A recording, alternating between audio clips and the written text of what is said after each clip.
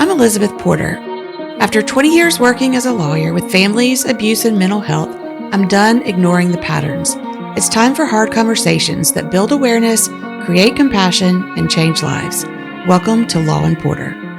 You know, we think we live in a set of circumstances, but we don't. We live in the conversations we generate about our circumstances.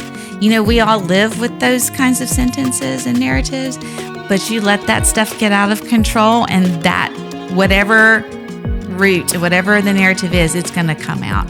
I love that we have a God that allows us to be angry with Him, to be angry about circumstances, to just spit rocks, whatever we need to do. He is big enough and strong enough and loving enough that He will handle that and He will stick around for it.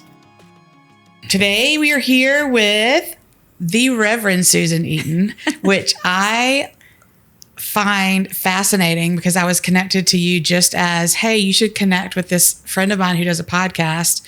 And I show up to lunch and I'm like, oh, what do you do at the church? Like, I'm a pastor. Oh, you didn't know I was a pastor? I don't think so. Really? No. Okay. And I don't know. And I think too, it was kind of maybe like a leader in the church, but not necessarily a leader in a church. And which was immediately so intimidating to me. Oh, no. And so that to me is what I think makes you this unicorn, is that you have a book coming out and I was so intimidated. You podcast, you lead a congregation. Well, you lead a ministry. You lead a lot of ministries. You're an author. And when I opened your book, I thought, there's no way I'm going to be able to connect with someone who is, that connected to Jesus. I'm not going to be able to follow her. This is going to be like reading the dictionary for fun. I'm not going to be able to do it. And I was immediately pulled into your writing style, your story, and understanding the Bible in a way that made it relatable. So I want you to tell me, you have a new book coming out, even in Exile, and that has an amazing, beautiful cover, by the way. And I want you to tell me about it. Okay. Well, even in Exile, rediscovering hope and joy when your world turns upside down. Right. I struggled with a title, first of all, because, titling for me is very hard. But this book was, what did I say to you? I think you were the one that helped me kind of process how to say this out, and I've forgotten it. But it took 6 years. 4 of it was living it and processing and writing through it.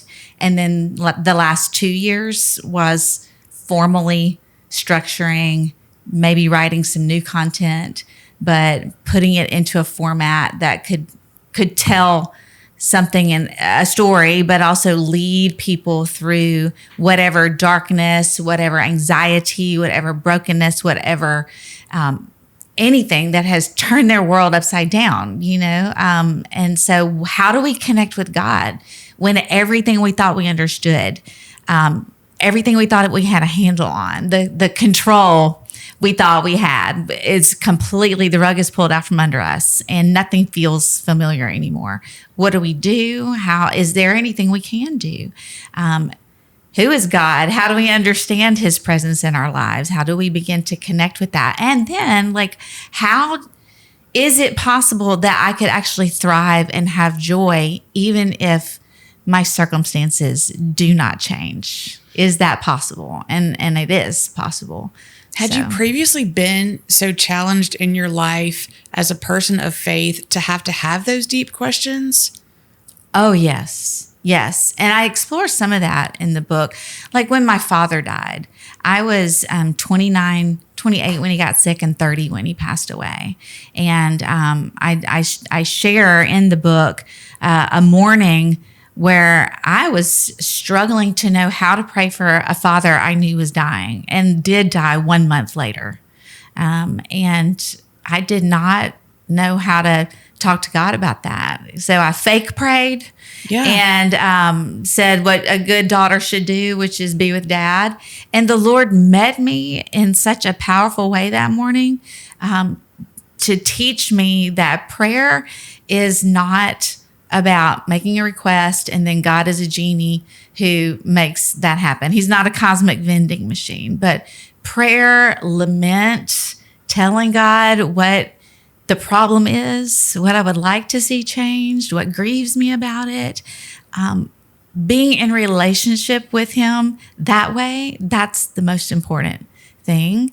And then to let God into those spaces, to let him grieve with you and to hold you in those spaces so that then he can speak into that space and give you comfort, maybe give you a new perspective, something you hadn't thought of before, hope to see that.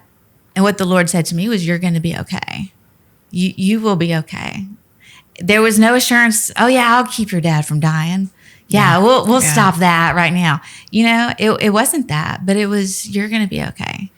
How was that, though, different from going through a hardship as a child to then being the one who's supposed to have the answers, the pastor, the mother, the problem solver, and the story that wrote itself, and then that you put in writing, and even in Exile, to being the role of the parent and having to go through that struggle? That's a good question, because, okay, when it's your struggle, right? For me, at least, when I was the one grieving and hurting, and I had a relationship with the Lord, even if I was not letting him, comfort me because I didn't know how to talk to him and I just ignored him for a while. When it's your child, so for us, it was our oldest, right? So when it's your child that's struggling, you are not in control of how they are going to process their pain. You are not in control of their timeline for healing or anything, for understanding, comprehending, moving forward, motivation. I felt out of control with that. Okay. And so, but what I knew was that when I hurt, I want someone near me and I want someone to tell me things that are true until I can believe it's true and believe it for me. And so that is what I did when our child started struggling. The only thing I knew to do was to draw near and to be present and to love, and just to say there's absolutely nothing that will make me stop loving you. Right. And so you don't have to fear that. And I know it's hard for you to believe. I know it's hard for you to see right now that things can get better and that you'll be okay. But I can see it, and I believe it, and I believe God is here, and I don't know how it'll all turn out, but I'm not going anywhere, and I will believe it for you right now. And so, doing the things that I know that calm and comfort. My husband is a therapist. And so during the thick of that season, so our oldest has depression and severe anxiety. So generalized anxiety disorder, major depressive disorder. And that started at age 17. And so my husband being a therapist, it really helped because he had tools. And then I'm someone who naturally leans into how can we use our breath, and how can we just do relaxation techniques that really relax our bodies, and then that tells our minds, nothing bad is happening right now. You are safe right now. And so we both had tools that a lot of parents don't have. And I'm, comfortable with scripture. And so I started writing notes, leaving notes of encouragement. I'd go in the room, I would do relaxation techniques. We would do breathing exercises. I would just pray. I mean, I don't know if I'm answering your question, but I just did whatever I knew to do, and I just did it. And I didn't have any way of knowing how anything would turn out, but I just knew I had to be present. I think it's the first chapter of the book, you described this scene, and I can picture it. And it was your child, in my mind, it's fetal position, but it's this helpless despair, and how not the only thing, but what you did was, again, what you said, what you knew to do was be present, even if it were for hours throughout the night, and speak life, and still be met with eyes that looked lifeless. And I just could feel that. and thought that really is the picture of despair. When you are doing everything you don't know when it will end. You're doing everything, you're pulling out every tool you have and seeing nothing come back. Mm-hmm. How did you then, I don't want to say keep the faith, but refill for each day to do that again? Just endless praying and a lot of crying. I mean, I had to process what I was seeing and experiencing. I had to talk to my husband. I had to talk to the Lord. I had to journal about the fear I felt of what if I come in the room sometime and something different has happened, something really, really bad has happened. What if I leave the house and I'm gone a little bit too long? So I had to process through a lot of fear myself and a lot of crying. So I don't know. I just went to the scriptures and I went to the Lord in prayer and I just confessed where I was terrified. But everything in me, like there was nothing in me that was going to let me not keep knocking on the door and not checking. I don't know. I mean, so You're Gonna Be Okay is actually a book my husband and I put together for our child to take to college, which was the notes that I wrote, the breathing exercises, the relaxation techniques, like all these kinds of things and put together for our kid, but for anyone who struggles, we put music in there. We have like what to do, like when to seek help. So parents could have a tool to use it with their child. So that was like the first thing I did was just like, I guess it's my natural thing. I write to process pain, but then I put things together that can become a tool. So like if I need it again, if somebody else needs it again. And so I guess I kind of, the way I handle things is just to build something else for myself or another person. I don't know if I'm answering your question. I don't know if I told you this, but there was many years of my life and in my childhood, in my adolescence, where I sat in the room in the dark and didn't leave the house and just read Job over and over because it was the most relatable thing I knew. Mm-hmm. And I knew God was present, and that's probably the only thing that kept me alive. But there weren't resources like that. Mm-hmm. And no one acknowledged mental health issues in children. And to see that not only did you go through it, but you're willing to share that, and the vulnerability of what you wrote for your child, but then this experience with everyone. I want to go back to the title of Even in Exile, to me, was even intimidating, because I thought, exile to me, I'm thinking Old Testament, these are biblical words and they're intimidating. And at the very beginning, you described it this way, which immediately hooked me and I think is relatable to people who are not in the ministry or don't realize they're in the ministry. Exile is those seasons when life stops making sense, when today feels heavy and the future uncertain, when all you can see is loss and wonder if anything will feel normal again.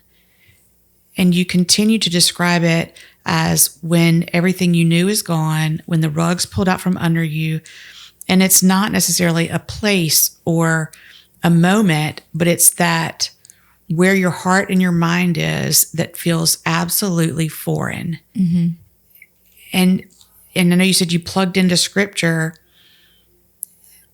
and even in exile becomes a parallel with what you were going through in Ezekiel. Yeah. I would have never thought I was picking up this book to learn about Ezekiel, and you made me want to read more. Yeah. So tell me what, learning what he was going through, then how that comforted you. Yeah. So, I read the Bible a lot. I write a lot of sermons. I teach a lot of Bible studies. And I don't know, except maybe the Holy Spirit was just prompting me to read Ezekiel, but I had been drawn to it. And so I'm reading it. And as I read about who Ezekiel was. He was a priest preparing his whole life to serve in the temple. And that happened in your 30th year. When you turned 30, all of that training came to fruition and you started serving in the temple. Well, for Ezekiel, what was happening with the nation was that the leadership had been disobedient and had trusted these foreign nations that couldn't be trusted. And they end up conquered. They end up being a conquered people. They are deported. They are taken 500 miles away from their home, and they're living as refugees in a refugee camp in a foreign nation. And then 5 years later, Ezekiel hears, well, not only has this happened, but now Babylon has come in and they have burned the temple to the ground. They have destroyed the walls of the city. Jerusalem is completely gone. So now where is Ezekiel's hope? We're like, my whole life, what I was planning to do is it cannot happen. And for the Jewish people in the Jewish mind, Jerusalem's the center of the universe. That's the holy place, and that is where God resides.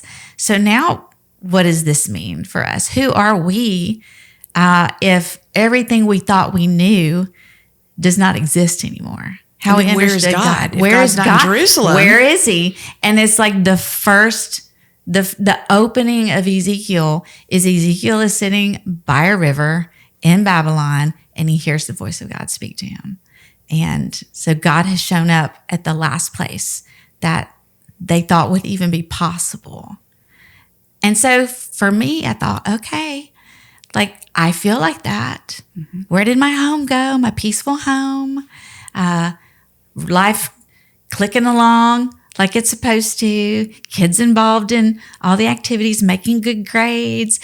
We're a loving family. They know they're loved, right? They know they're amazing, right? They feel secure in who they are as people, right? Aren't we doing it right? We did everything right. We are doing everything right. Yep. And Ezekiel did everything right. Yep. And his world blew up.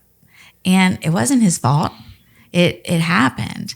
And so he hears the voice of God calling him, in a nutshell, to become a voice of hope and guide the people, to shepherd a remnant of people who God will form into the kind of people who will trust God and follow God and be the light in the world that God had called them to be all along.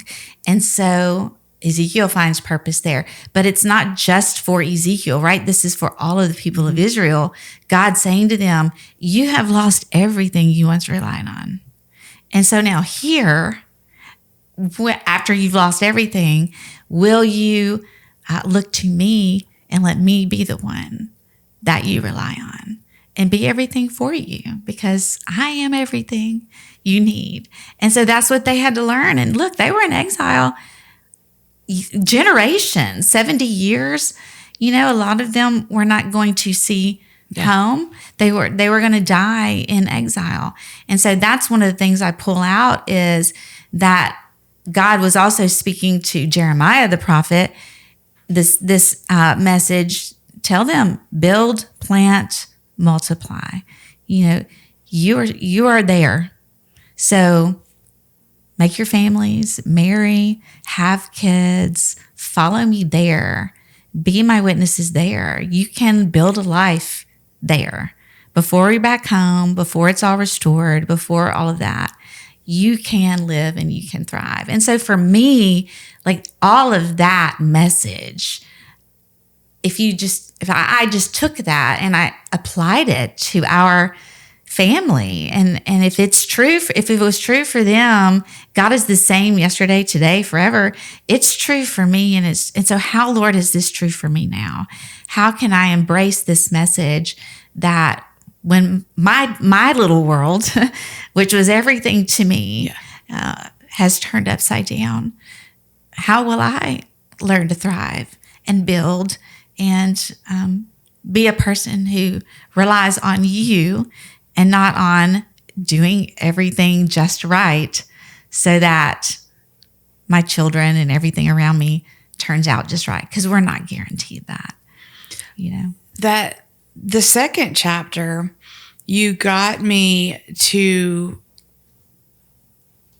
the hook was there. And then you jerked on the line in chapter 2 when you introduce and start with a quote from Dr. Beverly Smallwood that I think can speak to a woman's soul and calling you by name and saying, don't be needless or wantless. And she convicted you. Well, it wasn't Dr. Smallwood. It was another one. therapist. But you opened with a quote from Dr. Beverly. Dr. Bev's quote is at the top. And I was hearing that in her voice. So that's interesting. But you got convicted and ended up on your own journey of self-evaluation. Yes. What was that in chapter 2, I explore, it's about despair and what does despair sound like? And so I explore these false narratives, or the fact that we create false narratives. And I called them life sentences. I wish that was original to me, but I got that from a woman who wrote the book, The Soul of Money. And a book about money. And she's got some amazing, Lynn Twist is her name. But life sentences are those narratives, the sentences we speak over our lives. And I quote her in that chapter because she says that, we think we live in a set of circumstances, but we don't. We live in the conversations we generate about our circumstances. Mm-hmm. And so I started just exploring what are the false narratives I was telling myself when I was struggling, because that will come up. We all live with those kinds of sentences and narratives, but they can stay pushed down as long as everything around us is pretty stable. But you let that stuff get out of control, and that whatever the narrative is, it's going to come out. And so I noticed I'm unworthy. I noticed I'm all alone. What else did I say to myself? They're right there in the book. I forget. I have it marked. But it was so interesting to me because I think as someone who's, I'm no biblical scholar, but that is a universal struggle. Mm-hmm. We think of our feelings of unworthiness, feelings of inadequacy as being deficiencies because we don't have certain ducks in a row or certain things in order. If I were more spiritual, did my Bible study every day, did all these things right, then I would have these things and I wouldn't have these negative self-talk. I wouldn't have that. Yeah, but to know, that we all can fall victim to those narratives and latch on to them and not even realize it because it came about, you realized it not in the depths of something, but when something good happened. And you thought, wait a minute. Exactly. Yeah. We won a car. Yes. And the next morning I was like, what are we doing with such a nice thing? I don't deserve this. I'm unworthy of this. And I did not know that I carried a narrative of unworthiness until that happened. I wish someone would give me a car and test me and see. I will then be able to reveal what all my narratives are. So if anyone out there wants to give me a car, I'm up for the gamble. Were you surprised to have that journey of self-discovery? I was, and not all at the same time, because as you know, I've walked with the Lord and I've done my best to follow Jesus. This happens on the regular, that he just starts going, oh, by the way, he'll let something happen in a sense, where I blow up, I lose it, something gross comes out of me. Mm-hmm. And then I've learned, and this is one of the questions I say it's important to ask when we are struggling, that are not our go-to questions, but if I at least know it cognitively, then maybe I can pull that out at some point and know it's an option. But it's what is the invitation here? That's a really good question to ask when stuff is not going the way you want. Okay, Lord, what's the invitation? And so, when I'm struggling and these things start coming out, what's the invitation there? And the Lord's like, let's look at this. What are we going to do about this? Yeah. Wow, that came out of you, didn't it? That was in there.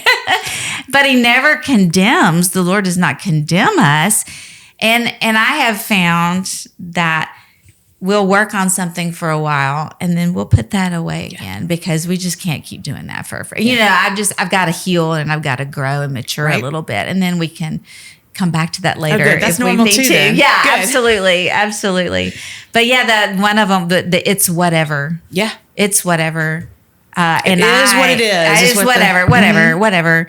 And that was my go-to statement when I had decided, well, no one's listening. It doesn't matter. I'll stop speaking up for myself. I won't say what I need or want. And that's why my therapist leaned forward and said, Susan, she just called it out. She was like, I said, oh, but it's whatever. And she said, Susan, don't be needless or wantless. Hit me between the eyes. Like, I mean, it stunned me. It was pretty profound. And so I had to go and work on that. Yeah. Where am I needless and where am I acting like I don't have needs and I don't have wants and I'm not allowed to voice those things, you know? I think she gave you permission. Yeah. And it's a crazy world we live in. And I think that comes from the natural servant's heart, the person who wants to serve others, do for others, make sure others are taken care of and nurtured. Even if we're inconvenienced, if we're silenced, if we kind of bite the bullet and we bend to accommodate all these other people. Mm-hmm. And it's okay once or twice.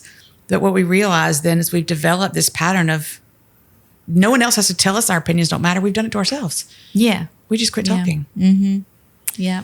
So how did that change you from then on? Well, it's a work in progress, to be honest. I mean, a lot of this is, and I think that's one thing I hope people will really sense if they don't hear it explicitly in the book is like, this is not a book about, well, here's how, step 3 happy hops to getting your life back together. The book does not end with everything tied up in a bow. We're still on the journey. When someone in your family struggles with any sort of mental health thing, that's forever. You are always going to navigate what happens with that. The moment you don't, yeah, you can never take your eyes off of that. Right. And I do not believe that is what Christ taught us, that I'm here to show you how to tie everything up in bows so nothing bad happens to you. Right. That's so not ever it. But it is, how can you thrive and how can you find joy that is not directly connected to your circumstances being okay, I liked how you put, when you said like God's invitation, because when you are in a season, which I think that we are all in some type of season. Mm-hmm. I read this book thinking, is this going to be universally relatable? Is this something I can recommend to others for a small group? So I was reading it with those eyes and I was immediately like, who is not going through some season that they don't feel control over, that they wish they could change? And I want to get to the word lamenting. So we're going to come back to that. Yeah. But who can't relate to this? But what I liked that you said was that invitation that God gives us, I hate to say this in a Christian perspective, but it gives us that sense of control back. You're not a victim. Mm-hmm. What is God inviting you to learn? What is God inviting you to examine? What can you change to improve your circumstances? You cannot just constantly pray for the rain to stop. Right. You have to have an umbrella or other tools or whatever, or to get out of the rain. And so asking God to open your eyes to what you can control in those circumstances, even if it's within yourself, that was very empowering to me as well. God's given us all agency. So I don't have control over everything that will happen to me, but I have agency. And that's, another quote from Dr. Smallwood that's in there is like, we cannot control what will happen to us, but we can control how we respond to what happens to us and what I'm going to do. What's the next thing I do? I have a lot of agency, and mindset plays an important part of it. And so a lot of the book is about helping us, think about what your circumstance is. What is it where you feel it's foreign, where it feels Like you don't know what to do. You're so lost. Okay, name it. Like naming it is very powerful. And now what can I do? What agency do I have here? And some of the agency is to lament and grieve the things that we've lost, that are broken, that are hurtful, totally allowed and really necessary for healing. So tell me more about lament, because if you're familiar at all with the Bible, you know there's the book of Lamentations. I knew enough to know it's a sad-ish word, but I didn't know the depth of the word. So tell me about what lamenting is. Lamenting is kind of what I just said. It is acknowledging the grief I feel over something, naming it, and naming it to God. So naming it to yourself, but bringing it to God. I love that we have a God that allows us to be angry with him, to be angry about circumstances, to just spit rocks, whatever we need to do. And he is big enough and strong enough and loving enough that he will handle that and he will stick around for it. Yeah.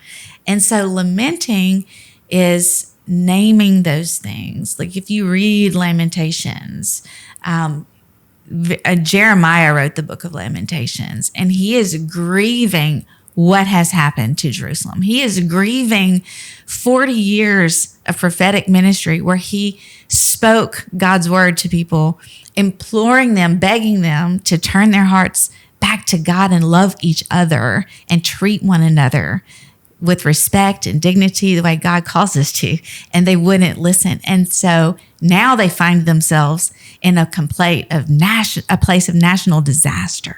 And he's grieving hard hearts. He's grieving the loss of identity. He's grieving the destruction of a beloved city. All of that, he's grieving it.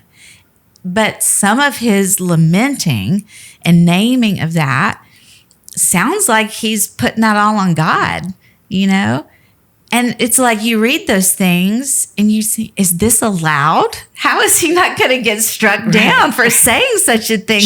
How dare he? And then he also, he's got that out.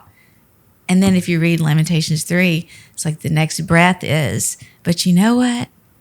I've lost all this inheritance I thought I had and all of these things. But Lord, you're my inheritance. And there's that other element to lament, right? Mm-hmm. Where it's like a grief with hope. Yes. And a grief with knowing where your foundation is. Mm-hmm. That God gives you that safe place to complain. Yeah. And complain is a completely legitimate word to use for lament. It includes complaint. I'm not happy. I'm going to tell you all about it. I'm really mad about it. And I know we're going to move on, but right now This is not fair. Right. I did everything right. What on earth? Yep. Like, how are you loving? Mm-hmm. And so for me, learning to lament, and then I talk about this in there too, is like, okay, I will sit with you, Lord, and I'm going to read people in your word. So I get all up in the scriptures, a lot in the New Testament.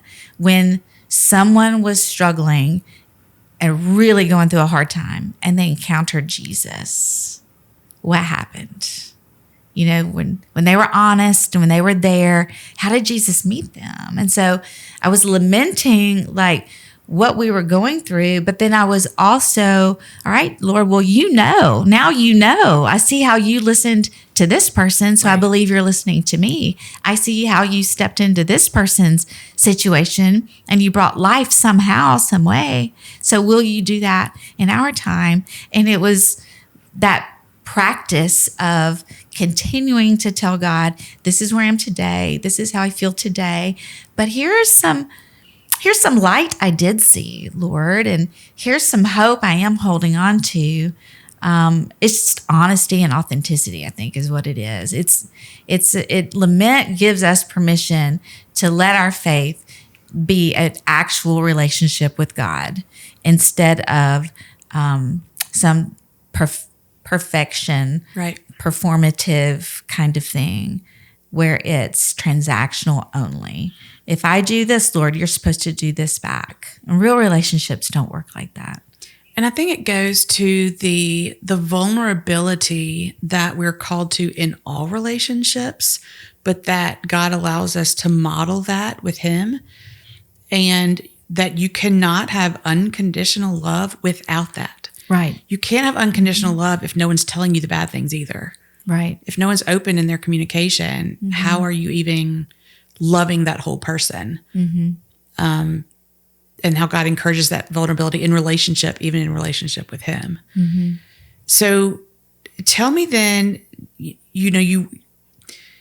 did you start writing as you said you journaled, right? You journal a lot of things as you go. And then, like you said, that process of parenting and parenting through difficult situations, even if you catch your breath, there's a next time, there's something else.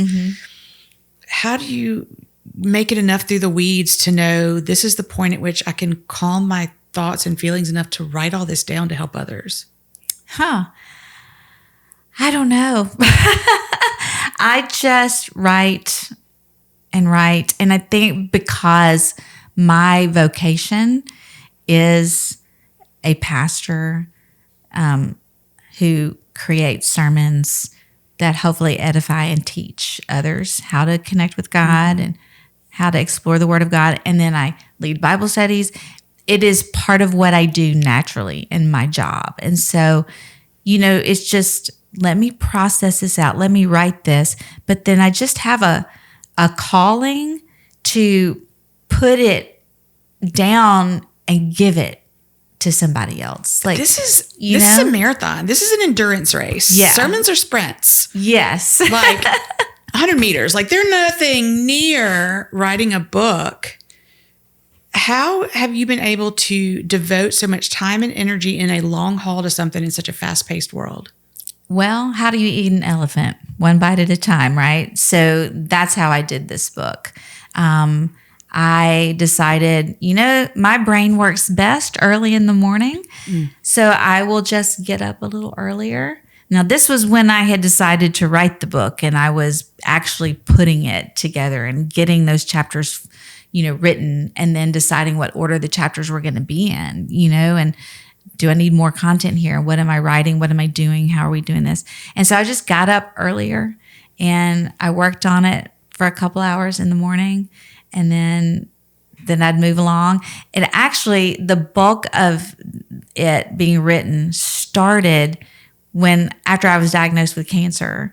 So I was diagnosed with thyroid cancer. I'd already decided to write the book.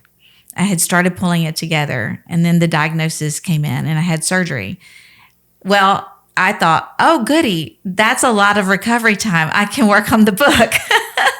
And quite honestly, it is what helped me heal physically and emotionally from that, and gave me something to do that was positive, and it kept me from doom scrolling. It kept me from just watching whatever was on Netflix endlessly, which I did some of that. I was about to say, wait a minute. I did some of that. I love, I will watch Netflix so long my TV's like, oh, excuse me, are you still right. Are you still watching? Don't insult me. Yes, right, do not call me out. If I didn't know you noticed. Stop, I'll turn you off. But so I did some of that too. But I wrote. Then I had a second surgery. Oh, good. More downtime. God I don't know and expect. It's the question. What is the invitation here? What will you do?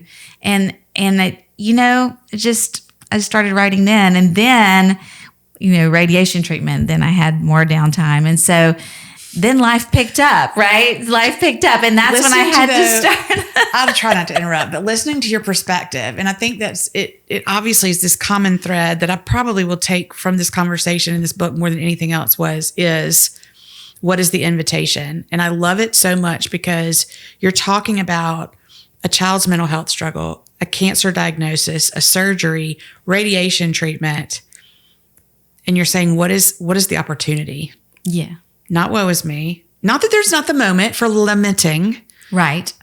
But I've lamented. Now what is my opportunity? Yes. And what is God calling me to do with this time? And yes. that may be the thing that forever changes me. Well, yeah. And that comes out in the book too. That comes out because as long as all we do is look at what is lacking or what is missing, we will rehearse a narrative in a story that says everything's bad. And that is the reality we will live in. It goes back to that Lynn Twist quote. You live in the conversations you generate about your circumstances. So if all you look at is what's lacking, that is what you'll live. And that is the reality you will create for other people. You will bring that into your other conversations and your relationships. And so, when I read that, probably 2018 is when I read that from her. It really resonated with me. And I thought, you know what? That is life, isn't it? You are not guaranteed everything is going to go smooth sailing and that everyone's going to help you carve out all the time to be your best creative self and put good things in the world. No, you do it in the middle of car trouble, financial crises, suffering children, struggling friends, parents who get sick, jobs that are there and then go away. This is life. And so, and some things are really, really hard. And I'm not saying everybody should be able to find time and write a book during their struggle. That's just the way God built me. That's just one way I process things. But there's something good that we can discover there in the rubble and the ashes. Always. There's always, and God is a God of resurrection. And he will bring beauty and he will bring these things out when we trust him. Stuff we never thought was possible can become possible. One of the things that I also love that you, I don't want to say become an expert on, but have a great focus on is the mind, body, spirit connection and the impact it has, and tools for resetting the body. As we may have listeners for people who are in exile, what mind body techniques or resources do you recommend when they are in those seasons? Mm-hmm. The first thing, if prayer is not your immediate go-to, breathing, everybody breathes, and I have really found that if you can just breathe slowly and intentionally, so I have some of those practices in here. I have in chapter 11, the very last chapter, I go through a lot of different ways that we can calm ourselves or we can process and think about the day, notice the good things, be grateful. But I would say a breathing practice could be your first go-to thing, because what happens when we get anxious and panicked and stressed is we will stop breathing, and not really stop breathing, but we'll hold our breath for long periods of times, and our breath gets really shallow and fast. And all that does is tell your brain that, yeah, it was right. Everything is bad and you should probably just kick it into high gear and panic some more.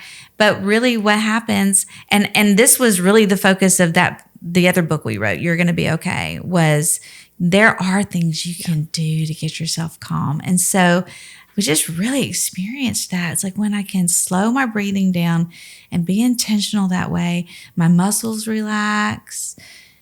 And then I realize, okay, now my brain is calming down and I can actually realize I'm here right now. I'm okay right now.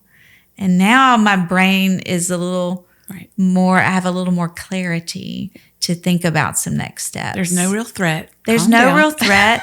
And I can think what's in front of me and what's true and connect. But as long as we stay in that heightened state of panic, and I've had a lot of panic attacks, I've had some really bad ones.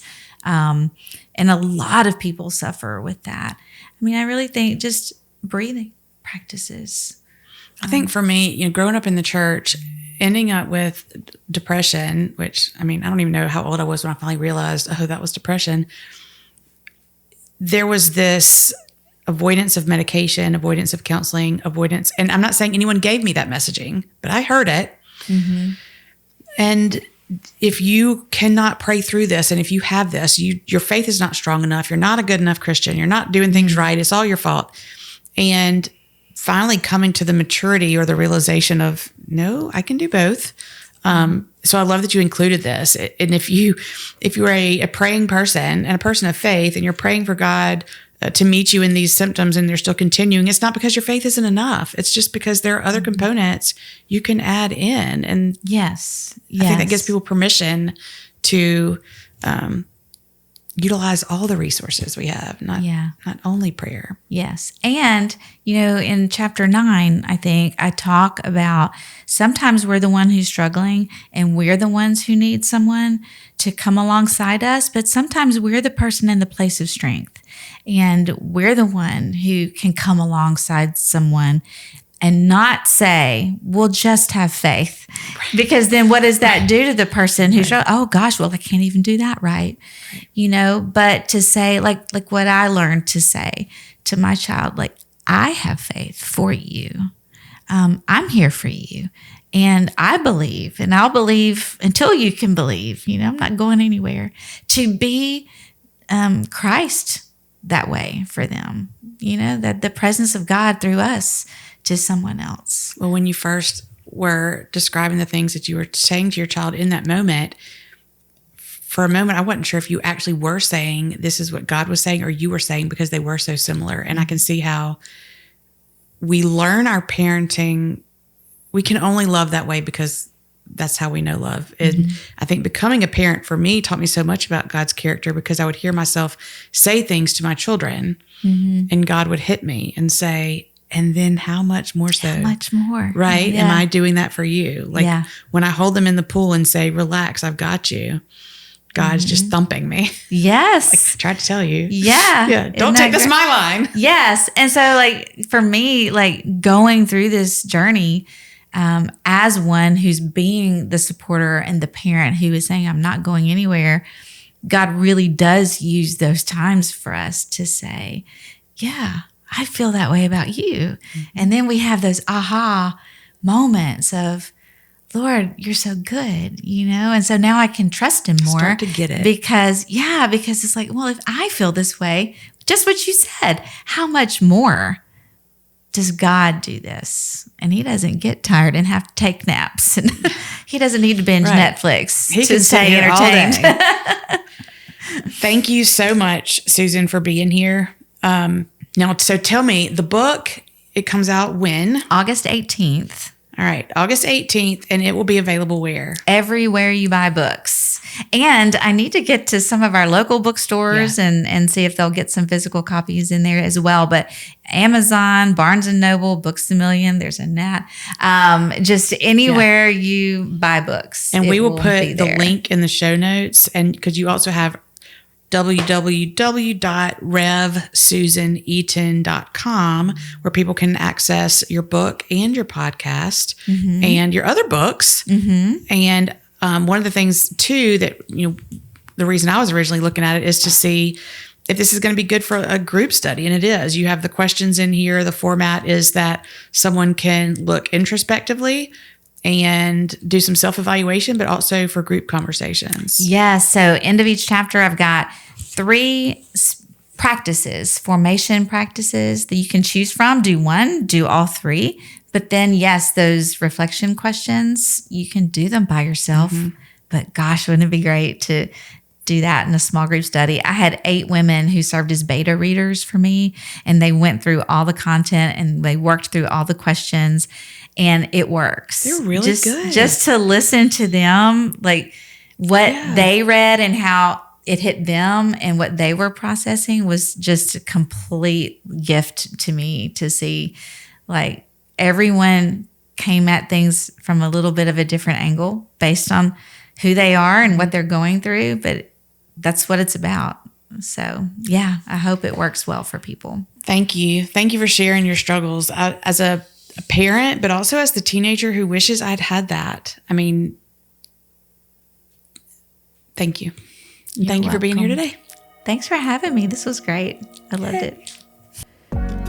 Thank you to our sponsor, Porter Law Group, for supporting these conversations. When family is on the line, experience matters. Porter Law Group specializes in custody and family law with compassion at every step. Visit porterlaw.ms now to schedule your consultation to protect what matters most.